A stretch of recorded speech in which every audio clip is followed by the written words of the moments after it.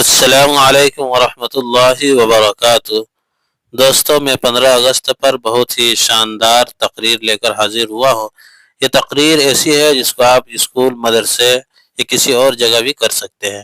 تو آئیے اور ویڈیو کی اور بڑھتے ہیں۔ ہم اپنی جان کے دشمن کو اپنی جان کہتے ہیں، ہم اپنی جان کے دشمن کو اپنی جان کہتے ہیں، محبت کی اسی مٹی کو ہندوستان کہتے ہیں۔ جناب صدر، معزز اساتذہ کرام اور عزیز ساتھیوں، سب سے پہلے آپ تمام کو میری طرف سے ملک ہندوستان کی آزادی بہت بہت مبارکباد۔ حضرات، یہ وہی آزادی کا دن ہے جس کو حاصل کرنے کے لیے ہمارے آباء و اجداد نے بہت سے مشکلات کا سامنا کیا۔ یہی وہ آزادی کا دن ہے جس کا حاصل کرنے کے لیے ہمارے آباء و اجداد نے بہت سی قربانیاں پیش کی۔ یہی وہ آزادی کا دن ہے جس کو حاصل کرنے کے لیے مہاتما گاندھی نے خود کو بھوک سے دوچار کیا تھا۔ یہی وہ آزادی کا دن ہے جس کو حاصل کرنے کے لیے اشفاق اللہ خان نے پھانسی کے پھندے کو چوما۔ جب بھگت سنگھ کو پھانسی کے پھندے پر چڑھایا گیا تھا تو انہوں نے اپنی زبان سے یہ الفاظ نکالے تھے، اب بھی جس کا خون نہ کھولا وہ خون نہیں پانی ہے، اب بھی جس کا خون نہ کھولا وہ خون نہیں پانی ہے، جو دیش کے کام نہ آئے وہ بیکار جوانی ہے۔ ہندوستان کی تاریخ بول رہی ہے کہ ملک ہندوستان کو آزاد کرانے میں بہت سے لوگوں نے اپنا اہم رول ادا کیا ہے۔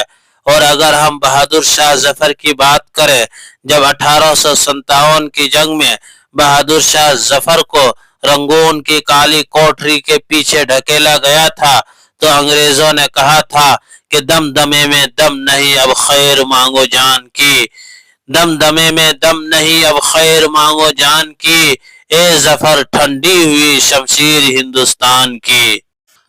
ظفر نے جو جواب دیا تھا وہ یہ تھا، غازیوں میں بو رہے گی جب تلک ایمان کی، غازیوں میں بو رہے گی جب تلک ایمان کی، تختہ لندن تک چلے گی تیغ ہندوستان کی۔ ہندوستان کو آزاد کرانے میں صرف بزرگوں نے نہیں بلکہ بچوں سے لے کر بڑوں تک ہر ایک نے عظیم رول ادا کیا۔ اگر ہم بات کریں خودی رام بوس کی، 17 سال کی عمر میں اپنی جان نچھاور کر رہا تھا، آج ہر طرف سے آپ کو مبارکبادی دی جا رہی ہے اور دیش بھکتی کا ثبوت دیا جا رہا ہے۔ لیکن حقیقت میں اصل دیش بھکتی وہ ہے جہاں پر ایک کسان تپتی ہوئی دھوپ کے نیچے پورے ملک ہندوستان کے لیے اناج پیدا کرتا ہے۔ اصل دیش بھکتی یہ ہے کہ جب سرکاری ملازمین رشوت دیے بغیر کام کو اپنی ذمہ داری سمجھتا ہے۔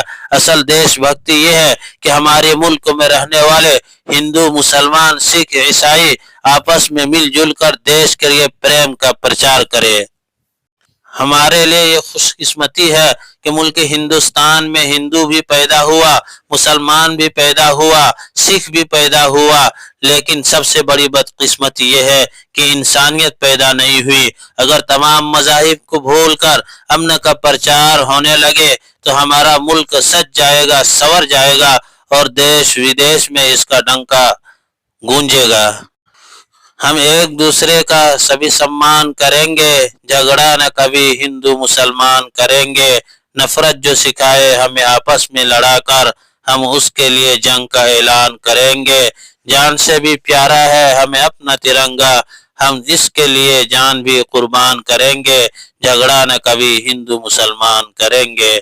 جے ہند۔ امید کرتا ہوں آپ حضرات کی ویڈیو پسند آئی ہوگی۔ مزید اس طرح کی ویڈیوز کے لیے میرے چینل کو لائک، شیئر اور سبسکرائب کریں۔ شکریہ، جزاک اللہ۔